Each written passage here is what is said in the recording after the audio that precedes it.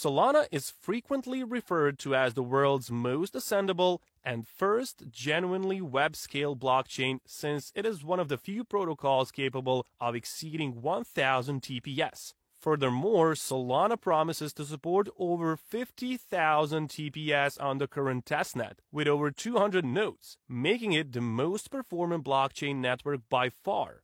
Proof-of-work systems like Bitcoin, on the other hand, support about 5 transactions per second, while Ethereum presently averages over 13 TPS. Solana is 10,000 times quicker than Bitcoin and 3,800 times faster than Ethereum as a result of this. SOL is Solana's gas token, and it is used to pay for all on-chain transactions and smart contracts, as it is with most smart contract platforms. SOL may also be used to make micropayments, which are referred to as imports in the